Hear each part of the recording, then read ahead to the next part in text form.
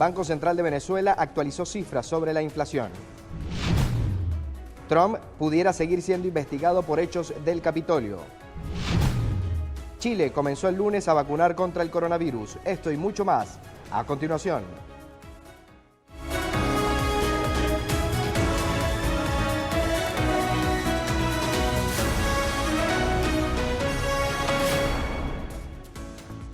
¿Qué tal, amigas y amigos? Sean bienvenidos a la emisión central de noticias BPI TV, que llega a ustedes a través de Roku, Apple TV, Amazon Fire y nuestro acostumbrado canal en YouTube. Yo soy Jesús Andrés Bastidas y los invito a seguirnos a través de @BPI TV, tanto en Twitter como en Instagram, @Jesús Bastidas P, mi cuenta, y también a que visite nuestro portal www.bpitv.com. Iniciamos las informaciones. 2.959.8% fue el índice de inflación acumulada según el informe ofrecido por el Banco Central de Venezuela. La inflación acumulada durante el año 2020 fue del 2.959.8%, según lo informó el Banco Central de Venezuela, una cifra que se encuentra por debajo del análisis económico dado por Juan Guaidó, que ubicó el dato en 3.713%. El Banco Central de Venezuela, aunque no publica con regularidad estas cifras, también dio a conocer el indicador mensual de enero de este año, donde arrojó el 46.6%, mientras que la cifra que lleva la oposición la ubica en 55.2%. El ente financiero no daba estas referencias desde el mes de septiembre del 2020, cuando informó que la inflación acumulada era del 844.1%, razón por la cual la Asamblea Nacional del año 2015 llevaba el control y registro de estos índices. Reactivaron el transporte en el estado Táchira hacia la frontera con Colombia. Un mes después que el Ministerio de Transporte de Venezuela prohibiera la entrada y salida de unidades de transporte público al estado Táchira y especialmente a la frontera, el Consejo Legislativo del Estado permitió que los vehículos que van hacia la frontera con Colombia puedan transitar sin ninguna limitación. Aunque esta medida favorece a los venezolanos que llegan a la frontera, aún se mantiene la normativa que impide a los autobuses entrar al estado Táchira. Es decir, que los llamados caminantes deberán avanzar a pie para entrar al estado y llegar al terminal de pasajeros y desde ahí abordar una unidad hasta la frontera y así poder llegar a Colombia. El CLET permitió que desde este martes 16 de febrero se reanude el transporte fronterizo, por cuanto, según información de trabajadores del terminal de San Antonio, se estima que a diario ingresen alrededor de unas 360 personas. Al menos 12 indígenas pemones se fueron excarcelados con medidas cautelares, luego de permanecer más de un año detenidos por presuntamente participar en la Operación Aurora.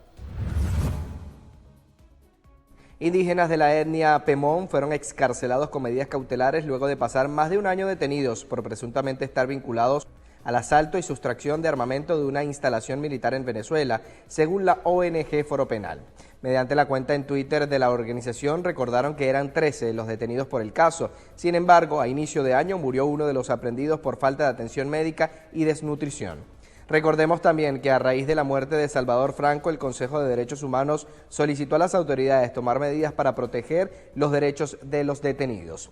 Los pemones se encontraban recluidos en el centro penitenciario El Rodeo 2 en Caracas y ya se encuentran en Santa Elena de Guairén, Estado Bolívar. Un reporte de La Voz de América afirma que el expresidente de Estados Unidos, Donald Trump, pudiera seguir siendo investigado por varios cargos, a tal punto que el asalto al Capitolio podría avanzar a una acusación federal. Un reporte de La Voz de América afirma que el expresidente de Estados Unidos, Donald Trump, pudiera seguir siendo investigado por varios cargos, a tal punto que el asalto al Capitolio pudiera avanzar a una investigación federal. Para los expertos políticos, Trump sigue teniendo consenso dentro del Partido Republicano, aunque ha sido el responsable de la división interna. Esto no ha frenado la actuación de los fiscales de Atlanta y Nueva York, quienes continúan evaluando ciertas acciones de Trump durante los primeros días de enero. En primer lugar, los funcionarios en Atlanta siguen tras las llamadas que el mismo expresidente sostuvo con el secretario de Georgia, donde presuntamente solicitaba revertir los resultados electorales. Por otra parte, las autoridades en Nueva York trabajan en la investigación de posibles fraudes fiscales a través de las empresas del republicano Donald Trump. Los escenarios por venir para Trump son inciertos. Algunos analistas no descartan que pudiera recurrir al exilio para evitar ser condenado, mientras que otros vaticinan su regreso al ruedo político en el 2024. En ese sentido, la presidenta de la Cámara de Representantes, Nancy Pelosi, dijo que el Congreso de los Estados Unidos creará una comisión independiente que evalúe los sucesos ocurridos el pasado 6 de enero en el Capitolio. Nuestra compañera de La Voz de América, Sofía Pisani, nos amplía los detalles. La presidenta de la Cámara de Representantes de Estados Unidos, Nancy Pelosi, dijo el lunes que el Congreso establecerá una comisión independiente similar a la de los atentados del 11 de septiembre de 2001 para que examine la insurrección en el Capitolio ocurrido en Washington. Pelosi dijo que la comisión además investigará y reportará sobre los hechos y causas relacionados con lo que calificó de ataque terrorismo interno del pasado 6 de enero contra el complejo del Capitolio de Estados Unidos y relacionados con la transferencia pacífica del poder. En una carta dirigida a sus colegas demócratas, Pelosi les dijo que la Cámara Baja también ejercerá un gasto adicional para incrementar la seguridad del Capitolio. Por otro lado, según han reportado las autoridades, el saldo hasta el momento de las bajas temperaturas invernales en Estados Unidos y el norte de México es de al menos 14 personas fallecidas entre el norte de México, los estados de Luisiana, Kentucky y Texas. Una masa de aire ártico está empujando hacia el sur de Estados Unidos a una tormenta invernal que ya ha sepultado de nieve a varios estados del centro del país y ahora amenaza a zonas no acostumbradas a fríos intensos como partes de Texas, Oklahoma, Missouri y el Golfo de México. Cerca de 4 millones de personas se encuentran sin electricidad en Texas por la tormenta invernal que afecta a unos 40 estados de Estados Unidos y que ha ocasionado el cierre de varios aeropuertos y de la mayor refinería de petróleo del país. En otras informaciones, los carnavales que se celebran en Nueva Orleans, Mardi Gras, lucirá diferente este 2021. El año pasado tuvo lugar días antes de que los casos de COVID-19 captaran la atención del público y se cree que esas festividades han convertido a Nueva Orleans en un punto de acceso temprano para el virus. Este año, después de varias grandes reuniones en la famosa Bourbon Street de Nueva Orleans, la alcaldesa anunció que también cerraría los bares de la ciudad durante una de las épocas más concurridas del año en esa ciudad. Desde Washington, Sofía Pisani de La Voz de América para BPI TV. En Estados Unidos, las autoridades consideran que la nevada que actualmente azota a la nación norteamericana pudiera ser uno de los eventos climáticos que genere mayores gastos a la nación durante este 2021.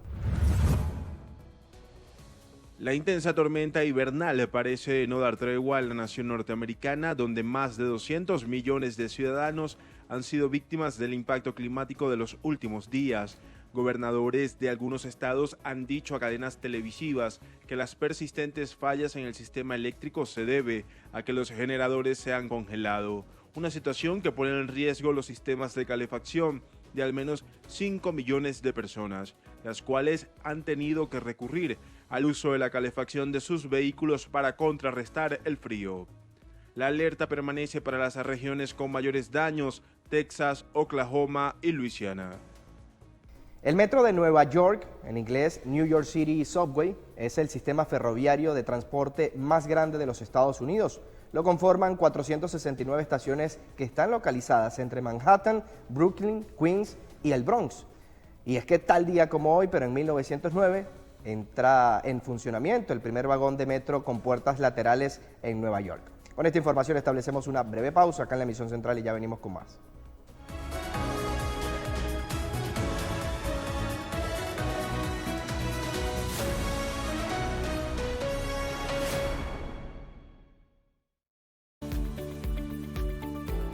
Hola, soy Guillermo Nolivos, presidente de Nolivos Law Firm.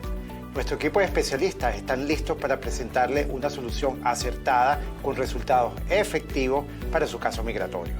Con sedes en Nueva York y Miami, tenemos amplia experiencia en asilo, visas inversionistas, peticiones familiares, visas de empleo y representación ante la Corte Migratoria. Recuerda que tu futuro y el de tu familia dependen de una buena decisión que puedas tomar hoy.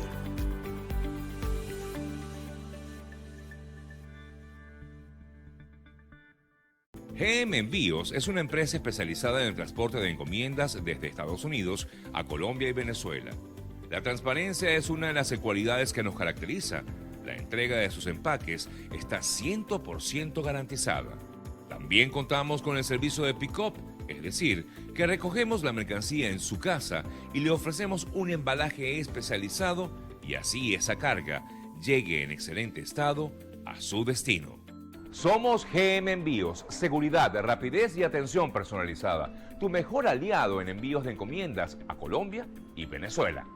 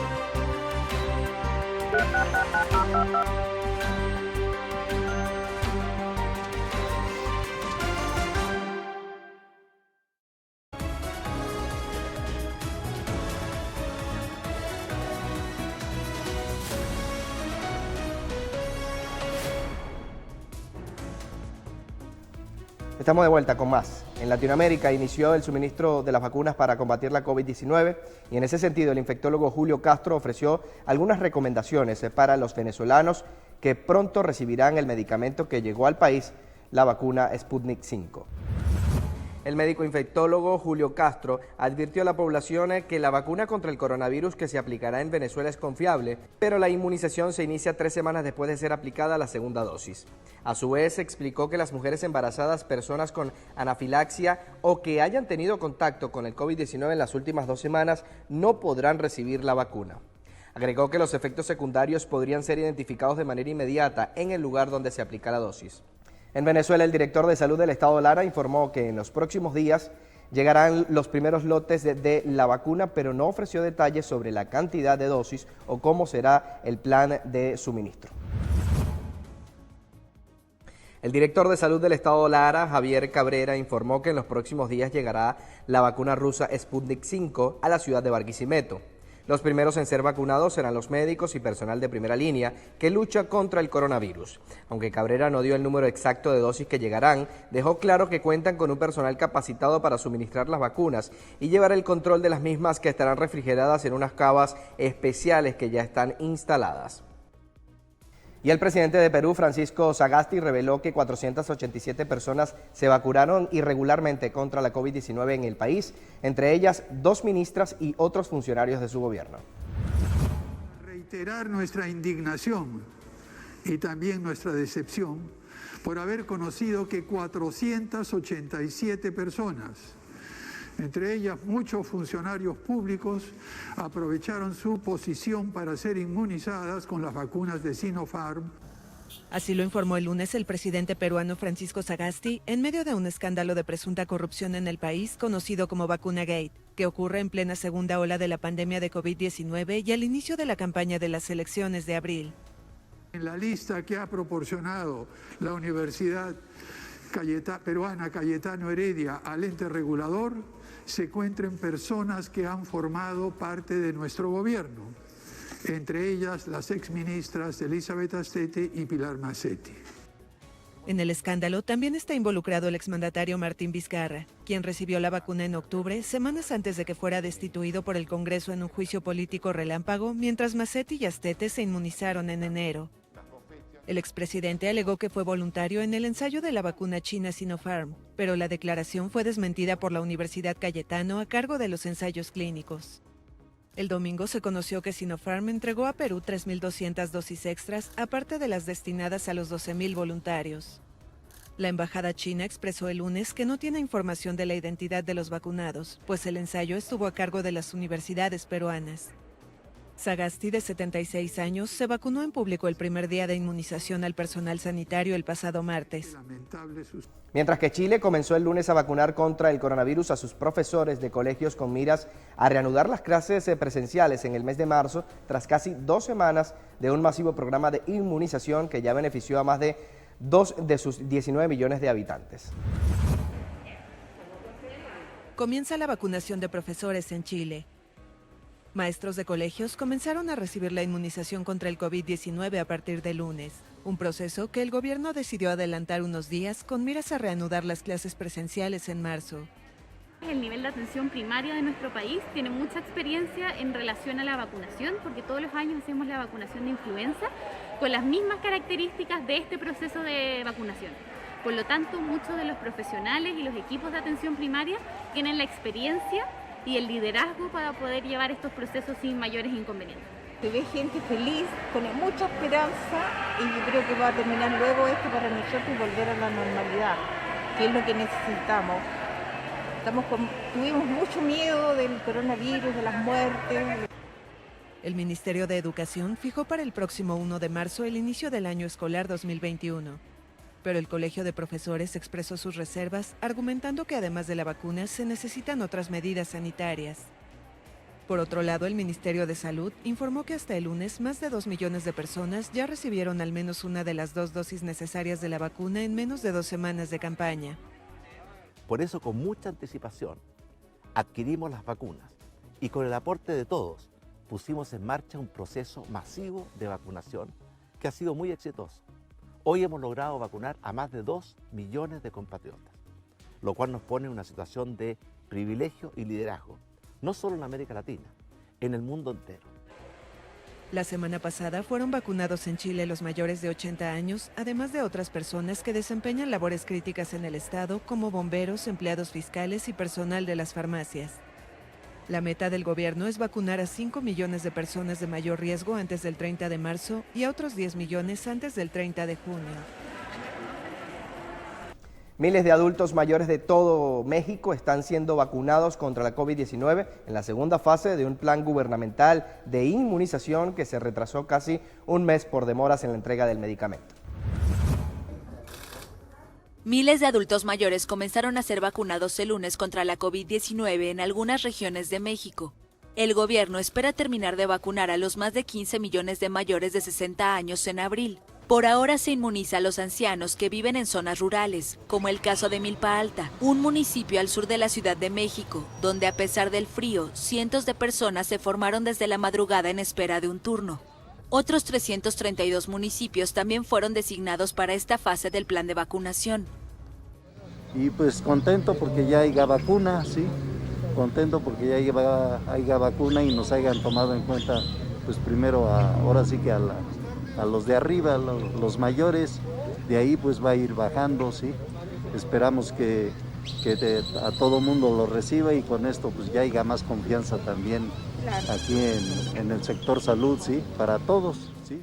Según datos del gobierno, hasta el 13 de febrero, casi 5 millones de adultos mayores se habían registrado en línea para la vacunación, equivalente solo a un 34% del total de esa población. Pero qué bueno que ya llegó con prontitud y con celeridad y con un privilegio para nosotros de la tercera edad. El domingo, tras casi 4 semanas de retraso, llegaron al país 870,000 dosis del laboratorio británico AstraZeneca producidas en India. El acuerdo preliminar de compra con la farmacéutica británica contempla 77,400,000 dosis. La primera fase de inmunización en México comenzó el 24 de diciembre, con 219,375 dosis de la vacuna de Pfizer-BioNTech para el personal sanitario de hospitales públicos que atienden a pacientes con COVID-19. Pero desde el 19 de enero, México no recibía vacunas. La entrega se ralentizó en todo el mundo debido a un paro técnico para ampliar una planta de laboratorio en Europa. El martes se reinician los envíos de Pfizer-BioNTech con 494,000 dosis, que servirán para completar el esquema del personal sanitario que hasta ahora solo ha recibido la primera dosis. El acuerdo con esta compañía es por 34,400,000 dosis. México, tercer país con más decesos por COVID-19 en el mundo, ha destinado $1,604 millones a la compra de vacunas. Bien, y hoy les hablaré de los carnavales en Italia y en Venezuela. En Venecia es donde se da origen a la máscara de carnaval, una de las más conocidas es precisamente la moreta muta, una máscara ovalada que la usan solo las mujeres y no tienen correa para sujetar en la cabeza, pero sí un botón que lo mantiene en la boca, así la máscara queda siempre en la cara. Mientras que en Venezuela los carnavales de El Callao son los más famosos del país.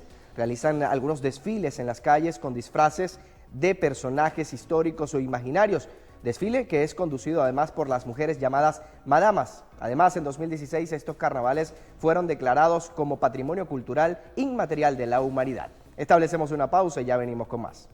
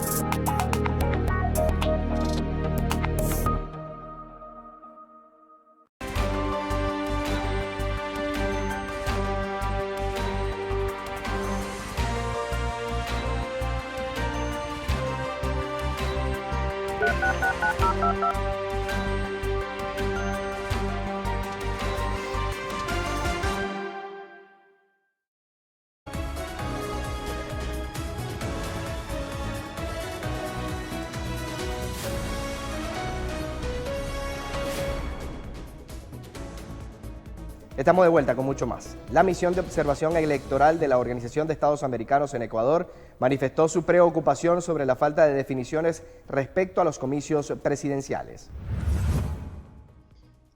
En Ecuador, la misión de observación electoral de la OEA manifestó su preocupación por la falta de definiciones por parte de la autoridad electoral e hizo un llamado para que el Consejo Nacional Electoral de ese país entregue los resultados y mantenga a la población informada sobre el proceso. A su vez, instó a resguardar el material electoral y dar instrucciones claras de los pasos a seguir en los próximos días. La organización internacional también instó al organismo electoral a que brinde garantías y transparencia a todas las fuerzas políticas involucradas en el proceso. Luego de que no se hallaran resultados claros en las elecciones presidenciales en Ecuador, se decidió ir a una segunda vuelta, la cual debería realizarse el próximo 11 de abril. Líderes prodemocráticos en Hong Kong que organizaron protestas en el año 2019 denunciaron irregularidades ante el inicio de su juicio que podría condenarlos a 5 años de prisión. El juicio se espera que dure al menos 10 días y se exponen a ser sentenciados por 5 años de prisión. Muchos de estos figuran como personalidades respetadas de la lucha por las libertades. También se agrupan miembros del Frente Civil por los Derechos Humanos, organización que encabezó las protestas multitudinarias del año 2019 y que hizo encender a Hong Kong en una profunda crisis política. Reunirse no es un delito, abajo la persecución política. Eran parte de las consignas de los activistas que se encontraban este martes a las afueras del tribunal con un saludo de 3 dedos en señal de resistencia y lucha contra el autoritarismo. Diputados franceses se pronunciaron sobre la polémica ley contra el islamismo radical. Siendo una de las últimas iniciativas del presidente Macron antes de las presidenciales del 2022, los representantes del Parlamento francés votaron este martes sobre el proyecto de ley que busca reafirmar los principios republicanos y combatir el islamismo radical en Francia. Críticos de esta propuesta consideran que el documento estigmatiza a los musulmanes, refuerza el control del financiamiento de los lugares de culto y blinda las medidas para hacer frente a las amenazas difundidas en Internet. El documento propone criterios más estrictos para autorizar la escolarización en el hogar de los niños mayores de 3 años. Los médicos serían multados con 15.000 euros y 1 año de cárcel si realizan certificados de virginidad, y se reforzará los controles para impedir los matrimonios forzosos y la poligamia. El proyecto cuenta con 51 artículos que fueron evaluados por los parlamentarios, quienes recomendaron 300 enmiendas antes de pasarlo a manos del Senado el próximo mes de abril. Además, 108 migrantes fueron rescatados en la frontera entre México y los Estados Unidos. Los migrantes fueron rescatados por funcionarios de la Guardia Nacional de México en una zona del estado de Nuevo León, cercano a la frontera con Estados Unidos. Los migrantes viajaban en la parte trasera de un camión cuando fueron descubiertos por los agentes, quienes interceptaron el vehículo para efectuar una inspección de rutina. En el asiento del copiloto había una mujer de nacionalidad hondureña que no tenía estancia legal en el país, y en el camarote las autoridades hallaron a 4 personas más con las mismas condiciones. El camión estaba conectado a un semirremolque tipo caja, en donde encontraron a los migrantes centroamericanos. Al momento de acercarse a la caja, escucharon los golpes, por lo que le solicitaron al conductor una inspección. Al abrir las puertas, descubrieron que trasladaban a 103 ciudadanos centroamericanos que no contaban con la documentación que les permitía estar de forma legal en el país. Langostas en el desierto están arrasando con los cultivos en Kenia, que desde hace 18 meses estos insectos se encuentran azotando a la región provenientes desde Somalia y Etiopía. Langostas en el desierto es una de las preocupaciones en Kenia, quienes deben actuar con prontitud antes de que los insectos devoren sus tierras de cultivos. Keiren Ellen, piloto de helicóptero dedicada al turismo, ha tenido que convertirse en una centinela para combatir a las langostas que azotan a la región desde hace 18 meses, provenientes de Somalia y Etiopía. Eilen se comunica con otros pilotos para que con los aviones puedan rociar pesticida y acabar con las langostas, aunque tarde minutos en actuar. Estos campos de trigo alimentan a gran parte del país. Sería un desastre si llegaran a ellos, resaltó Eilen. Esta segunda ola de langostas ha invadido 9 países de África del Este desde mediados del año 2019 y se desplazan en enjambres devastadores de miles de millones de insectos que pueden recorrer hasta 150 kilómetros por día y destruir los sembradíos. Después de 7 meses de viaje, el rover Perseverance de la NASA intentará aterrizar en Marte el día jueves en una maniobra ultra peligrosa que marcará el comienzo de una búsqueda de varios años para encontrar rastros de vida antigua. Vamos a ver esta nota.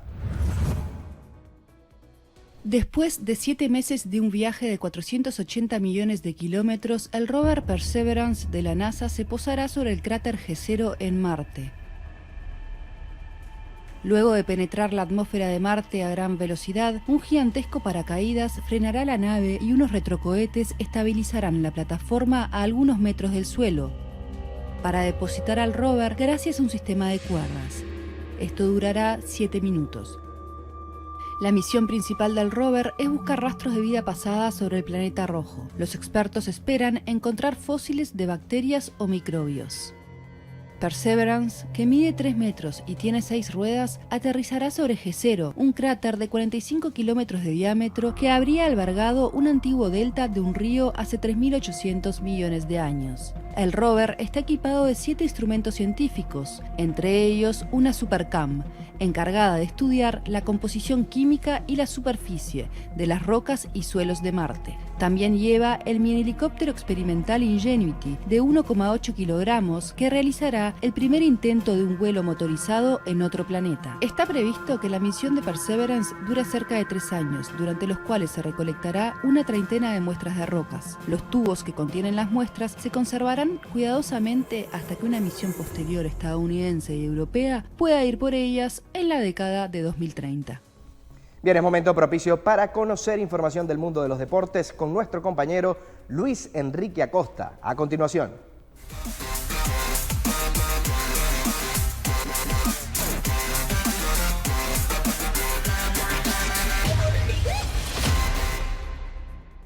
La NBA envió un memo a los equipos en el que explica su acuerdo con el sindicato para los protocolos de salud y seguridad que estarán en vigor en la pausa del All-Star Game Weekend para jugadores participantes en las festividades y también para los que no lo harán. El documento estipula que los jugadores participantes en el All-Star Weekend tienen permitido viajar solo al juego de su equipo como visitante antes de ir a Atlanta. Además, quienes viajen a o desde Atlanta lo harán en transporte privado de la NBA.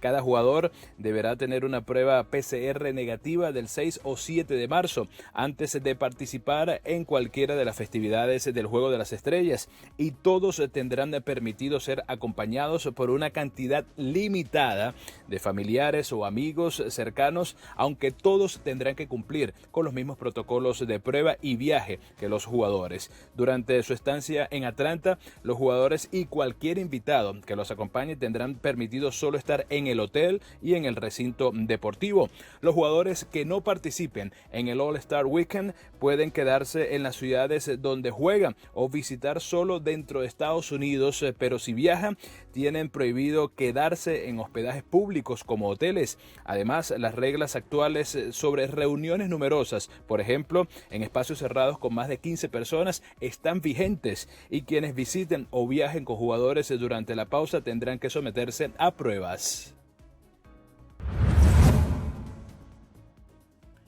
Luego de varias jornadas con las canchas vacías, finalmente los espectadores podrán volver a los estadios en el Australia Open. Cabe recordar que el estado de Victoria había decidido no permitir el ingreso al público debido al aumento de los casos de COVID-19 en el referido país. A partir del miércoles, las personas podrán salir de sus casas y el día jueves, de no haber problema alguno, tendrán la posibilidad de volver a las tribunas del Melbourne Park para presenciar las semifinales del Abierto de Australia. En cuanto a la actividad por los cuartos de final de este torneo, Serena Williams jugó un tenis espléndido y se metió entre las 4 mejores del primer Grand Slam de la temporada. Fue 6-3 y 6-3 para la menor de las hermanas Williams sobre Simona Halep, que de esta forma empató a Roger Federer con 362 triunfos en torneos Major, siendo los dos más ganadores. Bien, y luego de conocer información del mundo de los deportes, vamos ahora al entretenimiento.